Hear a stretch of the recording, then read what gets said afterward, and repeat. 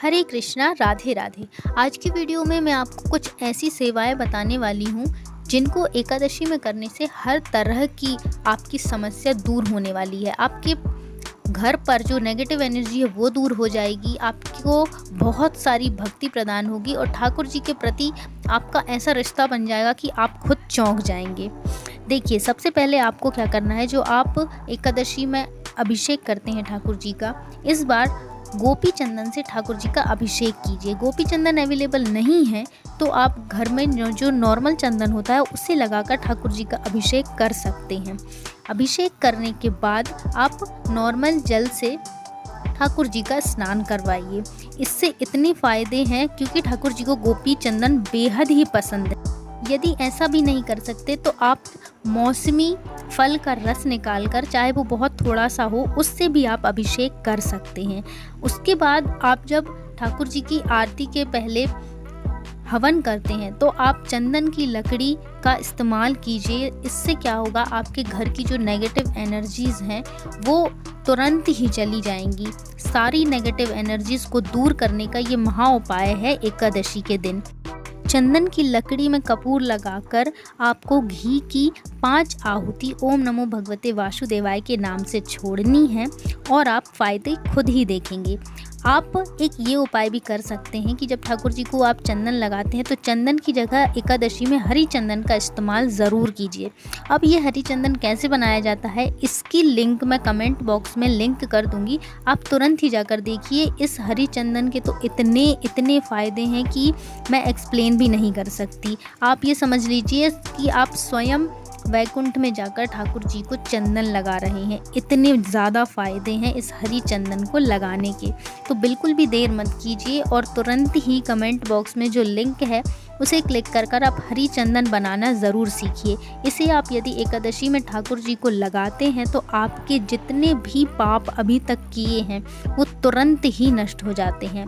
Next चीज़ आपको क्या करनी है, हरी दीपक बनाना है। जो आप ठाकुर जी की आरती उतारते हैं तो एकादशी में आपको हरी दीपक बनाना है। अब हरी दीपक आप देख सकते हैं, छोटी छोटी 1 या 2 तुलसी की सूखी हुई लकड़ी को आपको रुई में लपेटकर और उसे लंबी लंबी फोल्ड करते हुए घी में डिप कर आपको एक दीपक तैयार करना है और उस दीपक से ठाकुर जी की आरती करनी है। दीपक आप स्क्रीन पर देख सकते हैं, इस तरीके का दीपक बनेगा और आपको आपके अकॉर्डिंग आप उसमें घी डाल सकते हैं, जितनी देर तक आपको इसे जलाना है। अब इस घी दीपक के इतने ज़्यादा फ़ायदे हैं, आप समझ लीजिए कि 1 लाख दीपदान बराबर, 1 लाख दीपदान बराबर आपका ये एक दिया है। इसके इतने ज़्यादा फ़ायदे हैं, मैं आपको बता भी नहीं सकती। और सबसे मुख्य फ़ायदा इसका ये है, यदि आप इसको ठाकुर जी के सामने प्रज्वलित करते हैं या इससे आरती उतारते हैं ठाकुर जी की, तो सबसे पहले तुरंत ही भक्ति महारानी आपके मन में, आपके हृदय में प्रकट हो जाएंगी। इसके बाद यदि आप इन सब चीज़ों के उपाय भी नहीं कर सकते तो आप एक चीज़ तो ज़रूर कीजिए। आपके घर में यदि ठाकुर जी हैं तो वैजयंती की माला तो होगी ही, आप ठाकुर जी को एकादशी में वैजयंती की माला धारण करवा सकते हैं। इसके अलावा आप जब भोग लगाते हैं तो कोशिश कीजिए एकादशी से अगली एकादशी, हर एकादशी में आप माखन मिश्री का भोग ज़रूर लगाइए। अब माखन ठाकुर जी को कितना प्रिय है ये तो आप जानते ही हैं, इसे मैं बताऊं भी तो कैसे, आपको सब पता है। तो इन सारे उपायों में, इन सारी सेवाओं में आप कोई भी एक सेवा भी करते हैं और उसके बाद आप अपनी ठाकुर जी से कोई भी इच्छा प्रकट करते हैं तो यकीन मानिए ठाकुर जी आपकी वो इच्छा ज़रूर पूरी करेंगे। और यदि आपके मन में कोई इच्छा नहीं है तो ठाकुर जी आपको वैकुंठ वास देंगे। सेकंड, आपके मन में भक्ति और प्रेम प्रकट करेंगे। थर्ड, उनके चरणों में प्रीति हो ऐसा ठाकुर जी कोई ना कोई ज़रूर उपाय करेंगे। तो बिल्कुल भी देर मत कीजिए और इस बार एकादशी से आप ये सेवाएं ठाकुर जी को प्रदान कीजिए।